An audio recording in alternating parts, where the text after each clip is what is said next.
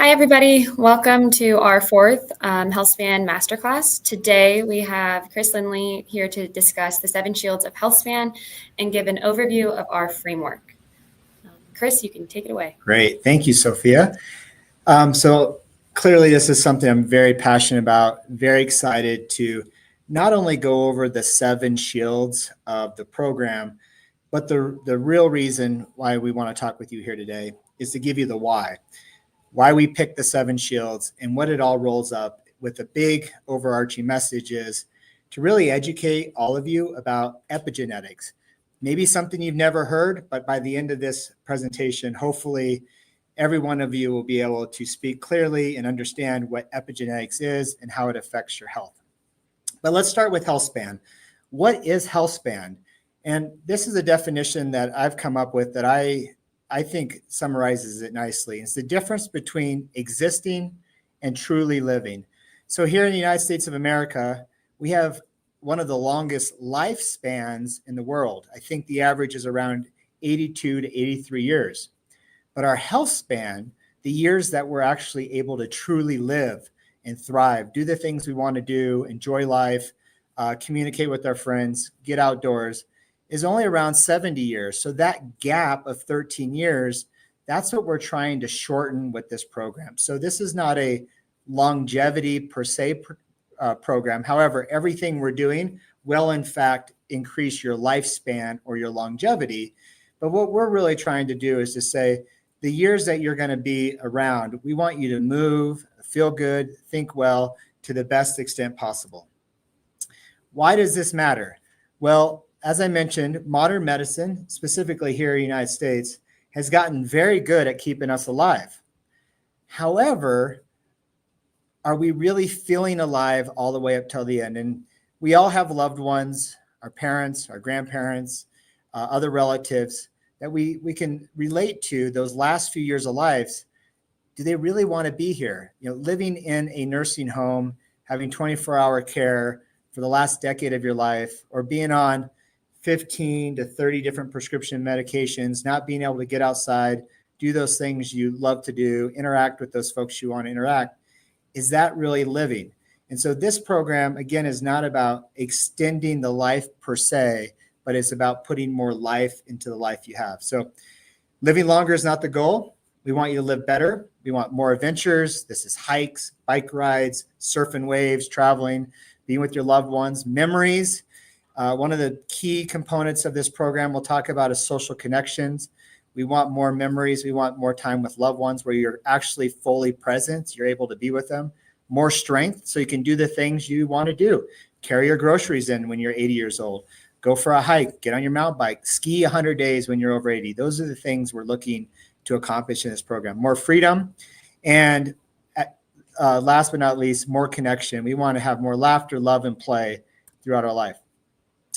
So one of the things that we've all heard, and many of us probably believe this, is I'm going to follow the same path as my mom and dad. Or these are my genetics. The reason why I'm built the way I'm built, or the diseases I have, or the conditions I have, it's my genes determine my future. And I'm here to hopefully convince you that there's a different way to think of that. So it is in fact true that genes do play a big component of your health, but they don't necessarily have to.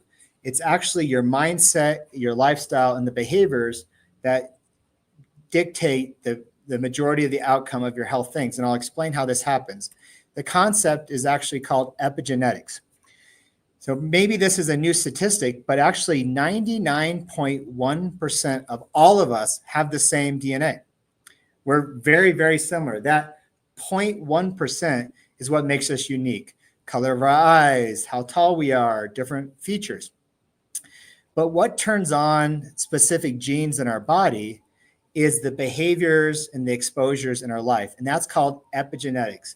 So the way I like to think of epigenetics is consider your DNA a keyboard, right? We all have the same keyboard, but how we play that keyboard either makes beautiful music, or if I'm playing it, not music at all, right? You have no idea. So if you think of your DNA as a keyboard, and the inputs that you put into that keyboard, the finger strokes, how you play it, You can make beautiful, wonderful, healthy music, or you can make something that sounds sick and ill.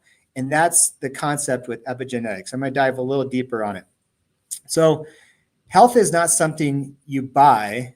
It really is a practice. And the practice is all day, all night, every day, the rest of your life. Because it's not just what you do, it's also how you think. So your habits and your mindset build it day by day. So if you think of your health as a daily practice, much like many of you have a yoga practice, it's not something you ever fully accomplish the end result. You're never done. You're always working to do better, to move better, to breathe better, to connect your movements better. So you're the engineer of your own biology, and that is driven by your thoughts and your actions that flip those switches on and off. So the genetics are there. There's a plan, but your lifestyle is actually going to construct that plan. And your lifestyle can make it a strong house or a weak house as you go forward. And so how do you address the epigenetics? What are the things, what are those outside influences that really drive epigenetics? What switches on the positive genes and turns off the negative genes? We've came up with 7 shields.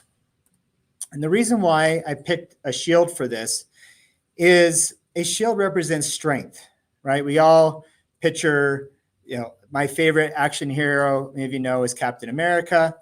Picture someone with a strong shield. It's resilient. It's protective, proactive. You got to use it yourself. You got to be strong to use it. It defends against most threats, but it doesn't mean you're invincible. So by doing this program, it does not mean you're still not going to get sick or you're going to get some horrible disease potentially or have a traumatic event. But by doing this, whatever comes your way, you're going to be much stronger in the end to fight it as we go forward. If we think back to just 5 years ago, and it's hard to believe it's been 5 years, when COVID first emerged in this country, in this world, and came through this valley, one of the reasons why this valley did so well, having one of the lowest death rates and lowest hospitalizations in the entire country, was as a community, we're very healthy. And because we get outdoors, we exercise, have good body composition, we weren't all in metabolic disease. We handled that new threat very well. But if we were sick and run down, like many other Americans, unfortunately, were with many chronic diseases, it hit us a lot harder. So another reason why I think the shield is a good term and not using common terms that we use, pillars of health, foundations of health, is a pillar doesn't pivot. We need something that's always adaptable, always moving, is flexible. So while a pillar is built, we all know what happens over time. Those pillars crack because it doesn't change with the environment, doesn't change with the earth, doesn't change due to the weather. So that's why we chose a shield, is because life doesn't stand still. It's neither should our protection. It should be with us. We wear the shields with us, and it's always adapting as we move through life. And you don't just wear your Healthspan shield, you forge it. This is that daily practice I mentioned, day by day. It's how you think. And I keep coming back to this mental component. We'll talk about it more. But the way you think plays an immense role in your health. It's how you move. It's what you eat. We like to call it fueling. How you rest, how you recover, adapt. Are you resilient? And how you connect with other folks. Bottom line, this program will not guarantee your health, but we can help you build the strongest, most resilient shield possible for you to protect your future, right? My shield might not be as strong as Josiah's or Sophia's, who are also in the program, but I can strengthen my shield as strong as I can. And regardless of what comes my way, I'm going to be very grateful for putting the time and effort, those daily practices, down the road when I do have those challenges present themselves to me. So now I want to go through the 7 shields one by one and talk a little bit about each one of them and why it's important. The very first one that we have, and the one we actually think might drive the biggest impact in this, is actually your mindset.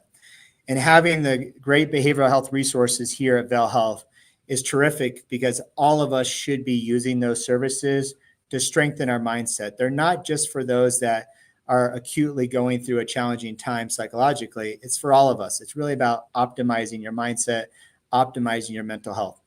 We all have recurring thoughts and beliefs. Every one of us. We have a wagon wheel track that our mind follows every day, right? We have the same thoughts again and again. And those thoughts could be, I'm overweight, or I'm not a runner, or I have bad knees, or I've tried to do that nutrition program before, it didn't work for me, or I'm never going to be thin. I'm a husky person, a term I used to be called growing up a lot, husky. That's not very nice. But we have these negative conversations.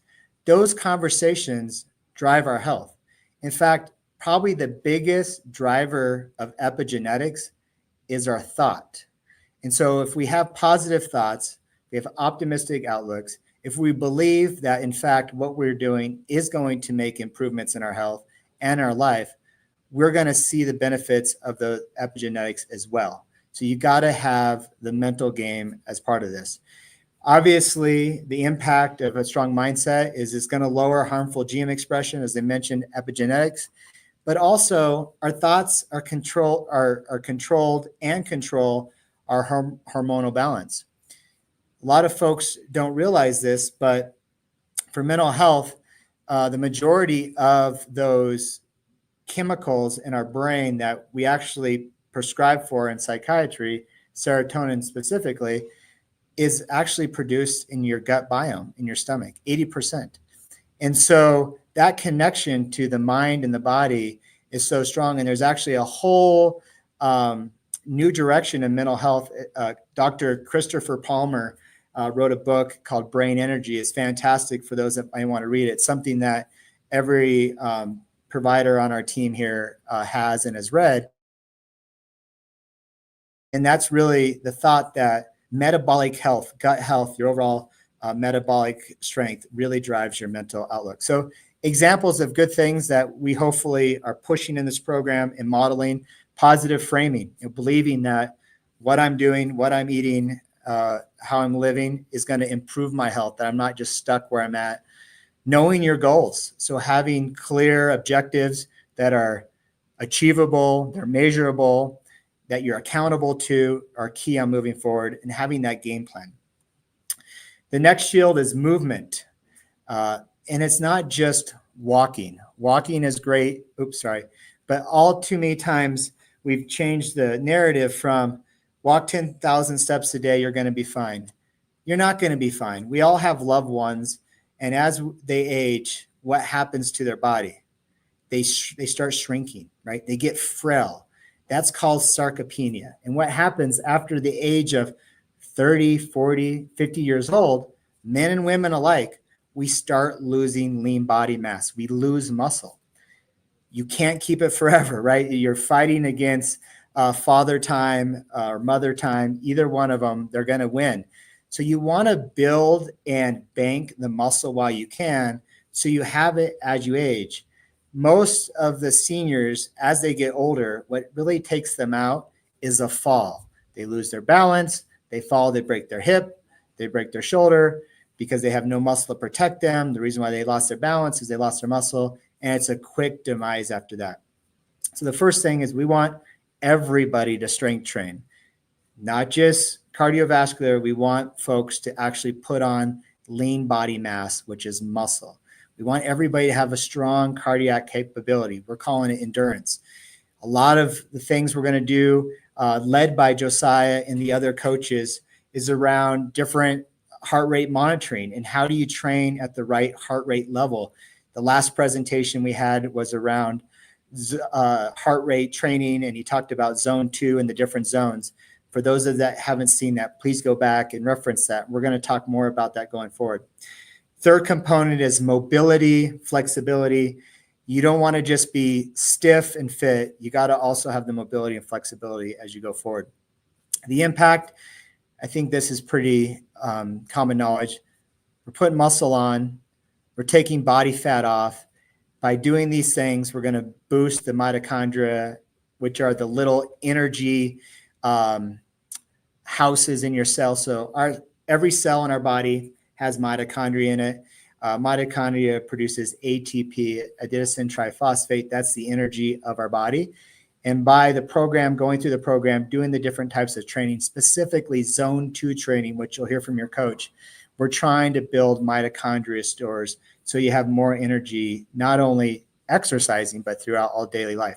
Examples: walking, as I mentioned, strength training, yoga, skiing, riding, anything you're moving. And as long as you're moving and breaking a sweat, you're on the right path. But again, you can't just be a cardio junkie. You've got to also lift the weights. It's part of the program going forward. Fueling, also nutrition. This is really where medicine has unfortunately left the scene over the last 100 years. We have forgotten that food is medicine. We are going to really push on this. We have fantastic nutritionists in this program. They're going to work with you to really educate you around the power of healthy, whole food. So we're trying to eliminate ultra-processed foods in our diet. It's something we're all working on. And we're not going to pick a specific diet and say this is the best diet. Everybody should do that, because everybody's different. Everybody has different cultures, different likes. But bottom line is, one thing we all agree on is ultra-processed food is poison, and we're going to try to eliminate it from our diet. We want to have real whole food, and we want to also have enough protein in our diet every day to help us recover from those workouts I just mentioned, so we can in fact increase lean body mass, which is muscle, and hopefully decrease body fat with time. So one of the things you'll experience when you come to this program is the in-body body composition analysis, which tells us what your percentage body fat is, as well as your percentage lean body mass. One thing you'll see is none of us care what the scale says in terms of weight, because that's not really what we're worried about. We're worried about the percentage body fat as well as lean body mass.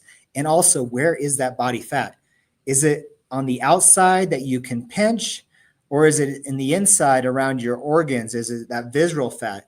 And we're very concerned with folks that have high levels of visceral fat, because that's more metabolically damaging to you long term. And it's something we're going to work with you to try to lower as quickly as we can.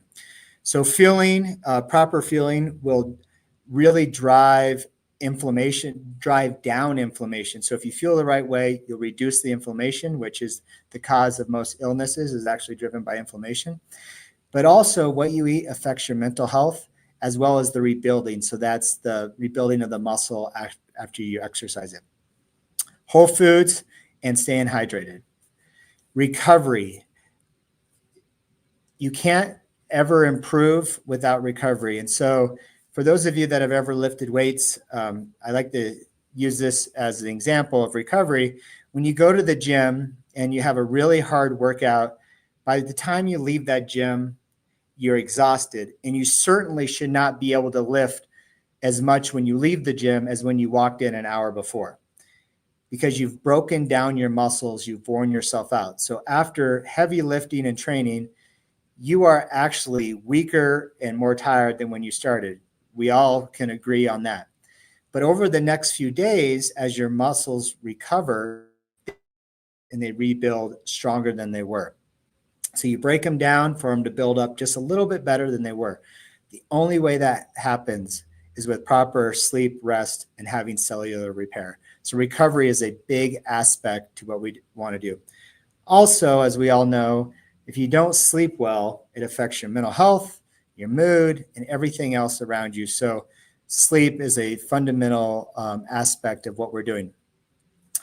Examples that you'll hear about as we go through, and our sleep training in this program is being led by Dr. Ashley Mason from University of California, San Francisco.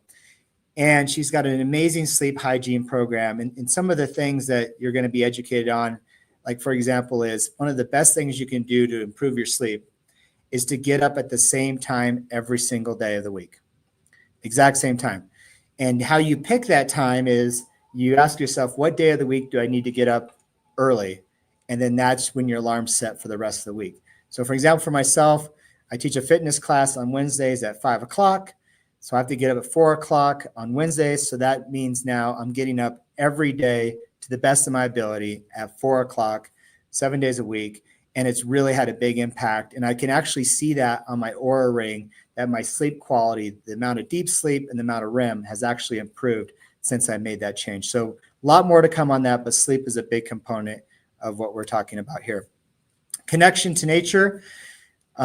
We all know the healing effects of nature, not only the sun in the morning, of setting our circadian rhythm, but vitamin D. One of the things we've already identified early in this program is we have a lot of people with vitamin D deficiencies.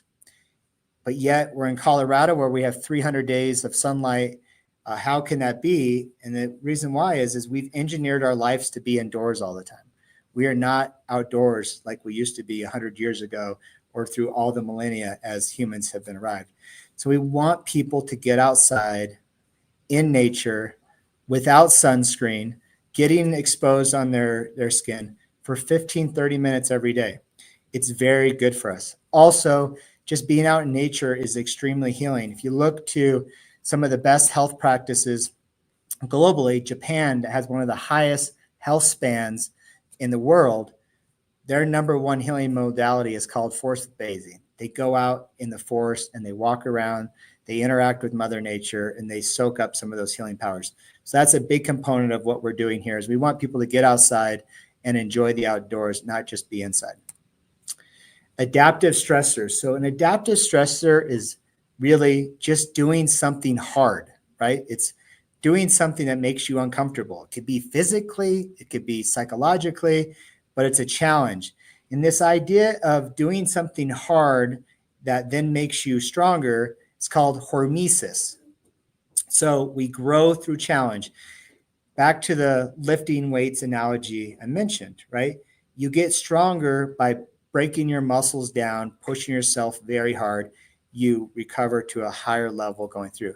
It's the same thing like public speaking. When you first do it, you're terrified. You're uncomfortable, you're nervous. But as you do more and more, it gets easier and easier. And soon it doesn't even become something you're worried about. You're on to some other challenge and you're going. So by having adaptive stressors, and these are things like cold plunge or jumping in the Eagle River, which we did last weekend. 60 of us met down in Eagle for an afternoon and jumped in a sauna. A lot of us, not all of us, got into the river for a few minutes. Those are adaptive stressors. They're hard, they're uncomfortable, but they actually activate specific genes, that epigenetic resilience we talked about, to really get your body moving forward. But there's other things. You can do challenging workouts. You could do intermittent fasting. Again, you could do mentally challenging things like public speaking or, learning a new language, going to school. These are all adaptive stressors. It's not a long-term stress, but a short-term stress on humans is very, very healthy going forward. Social engagement. One of the biggest killers on this planet is actually loneliness. So even though we all have technology now that makes us or allows us to be more connected than we've ever been in history, if you think about it, majority of humans are actually more isolated than they've ever been, because a technological connection is not a real connection. And not to get into quantum physics and all of this, which some of you might think is woo-hoo and others might not, but there is true energy amongst all of us. Everything is energy. We are energy. And you know this when you walk into the room. If there's someone and you walk in the room that's just got a bad attitude and they have a bad day, you can feel it bring down the vibe for everybody. It just kind of brings a cloud in the room. Opposite is you walk into a room and someone's full of energy, they're optimistic, they're having fun. It picks up the energy for everybody. Everybody starts feeling better. That energy connection is so valuable for humans. We are herd animals. We are meant to be with each other, with a partner, with friends, with family. We are not designed to live and survive on our own over history. We've always found a way to survive with others. Unfortunately, in today's world, we have found a way to really isolate ourselves, right? You go to work by yourself, you work all day, you go home by yourself, you're home all day. Weekends, maybe you're exercising by yourself or doing your things. So one thing we are really pushing is finding your tribe, making friends, finding connections, finding shared interest, and doing that with others. And it's something we're going to push every month. We're having a community activation event. And those events are not just to do something healthy. They're really meant to allow us to meet other folks like us, make friends, make connections, and find that tribe that's going to move with us going forward. So what we've learned, just to summarize this, is I want to go back to the very first slides, and that is you have more control than you may believe. So your health is your responsibility, and we are here to help give you the skills and the plan of how to improve it. But at the end of the day, it's your responsibility. It's not your doctor's responsibility. It's not your parents' responsibility. It's yours, and you can improve it by making changes every day and having a great practice. Every shield that we went over, the 7 shields, are going to strengthen your genetic potential. Again, we all share 99.9% of our genetic material with each other. It's our lifestyle, the way we think, the way we act, what we do, what we eat, how we move, who we move with. All those things affect which genes get turned on and don't get turned on. And your future health today is being your future health is being built today. And so in everything you do, like the hydration you're having, the people you're surrounding yourself by, the thoughts that you have throughout the day, all of those are dictating your health. And so really be conscious about that as you go forward. Next steps, hopefully for everybody, and this is one practice I do, is try to pick one shield each week to dominate, to do really well at, right? Pick one. And I always like to pick the one that is the most challenging for me, and that is fueling right now. Fueling is the most challenging. It's so easy as we're exercising more and summer's coming and training for some races to just think I could eat anything that's in the pantry or in the fridge, or at work, go out and grab something to eat because I didn't pre-plan appropriately. So pick something you want to work on and have your friends and family hold you accountable to get better at it this week. Build momentum with little actions each day and tell folks what you're doing. Start building that accountability tribe, those friendships. Do it together. Exercising and going through this program by yourself is extremely hard and takes a very unique individual, but doing it with loved ones and friends and coworkers makes it much easier as you go forward. So thank you so much. I'm going to turn it over and see if there's any questions.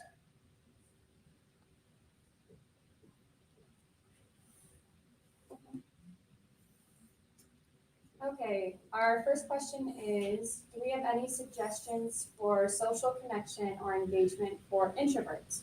Would that be considered an adaptive stress for introverts? Great question. Yes, that would be 2 for 1. So you could join a hiking group, a pickleball team, a running club, a biking club. Come out for any of our community activation events.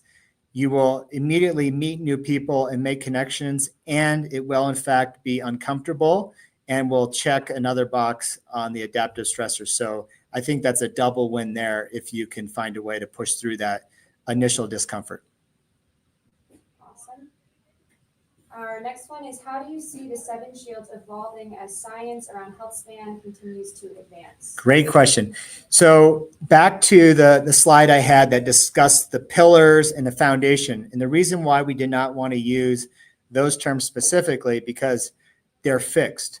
We know that health and longevity, wellness is rapidly evolving right now. And as it evolves and as there's new science that's validated, we're going to adopt those things in day by day, and we're going to continue to forge our shield and make it better as we go. So those 7 shields could be 8 in the future, could be 6 in the future. But the idea is we're going to find the best science-based practices that are, lifestyle, behavioral modification programs that are going to improve your health. That's the foundation of this program.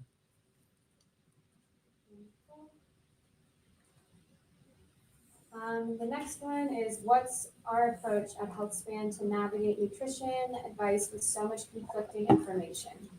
I wish we had one of our nutritionists on here to answer that. If you recall on that slide, the takeaway is to eat whole, real food.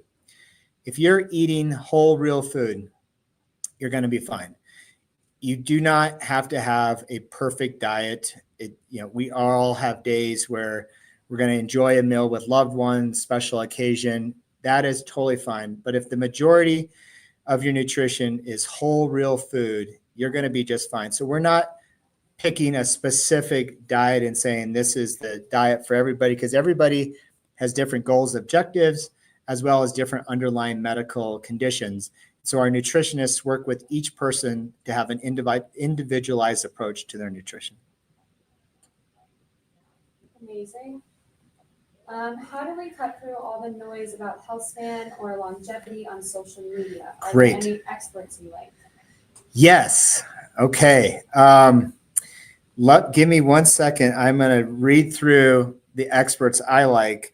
And I would really recommend you following these folks. I believe these are the ones that are actually the most science-based and with the most credibility.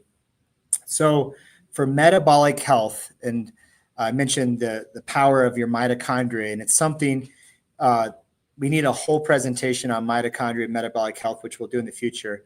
The individual I would follow is Dr. Casey Means, and the book that she has written with her brother, Callie Means, is called Good Energy. It's a fantastic read and really gets to the science of your metabolic health and how exercise, nutrition, strength training really impact that going forward. The next one is Young Forever by Dr. Mark Hyman. He's a functional medicine practitioner. He has a fantastic book that goes over not only what functional medicine is, which is the practice of what all of our clinicians here are practicing, but also how to implement these practices into your daily life. I mentioned Chris Palmer earlier. His book is Brain Energy. He talks also about metabolic health, just like the book Good Energy by Casey Means, but he ties it all to mental health. It's a fantastic read. The last one I want to go over, I'm just bringing it up so I read the right title. It's the one on glucose. Glucose Revolution. I want to get her author here. By Jessie, and I cannot pronounce her last name. She's French, but it's Inchauspe. It really talks about not only what you eat, but when you eat it and what order you eat it, how it affects your blood glucose. And there's many, many ways that even though you might be having the cake that day, how you structure when you eat that cake in what order, you can really bring down your blood glucose. So those are the books I would start with.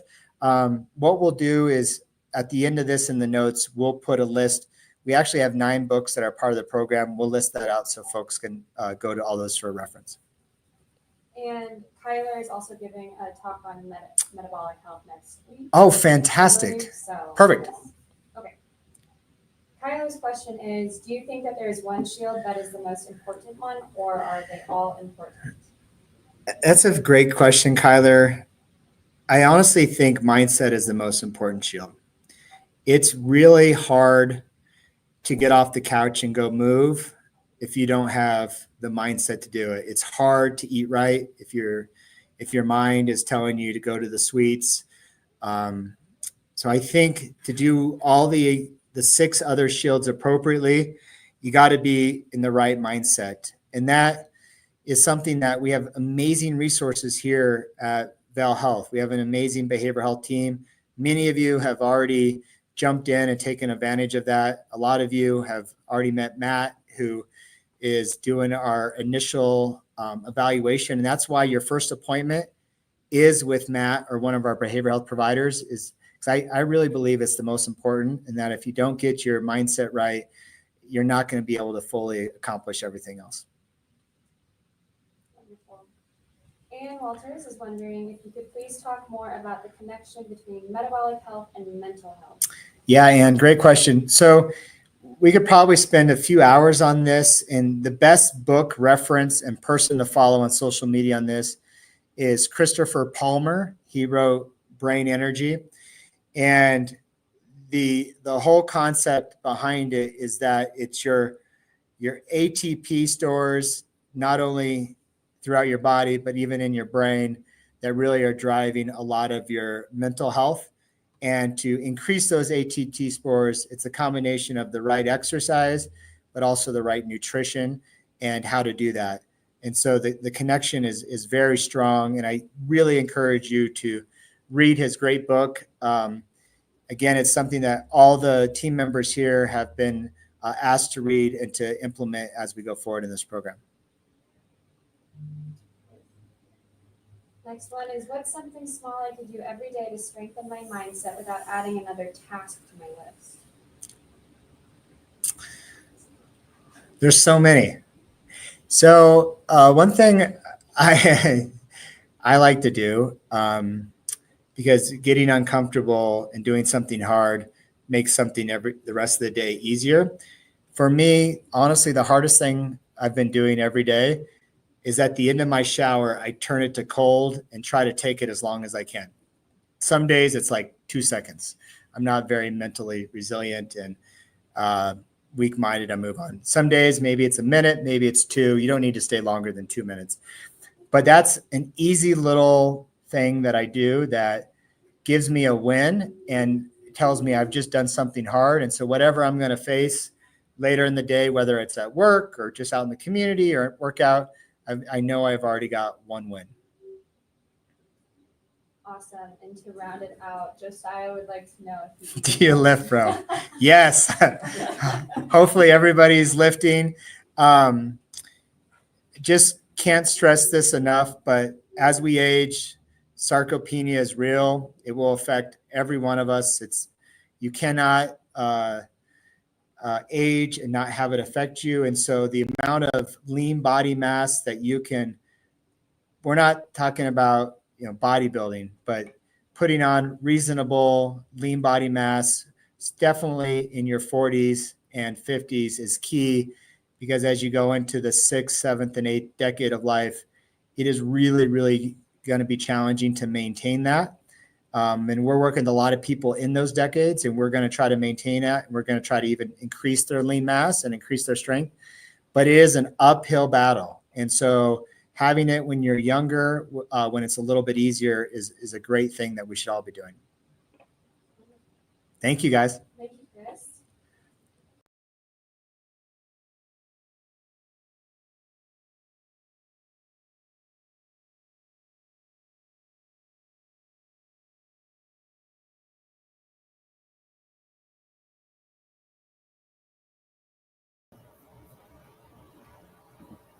Good. So our next masterclass will be next week on May 7th, Metabolic Health with Kyler.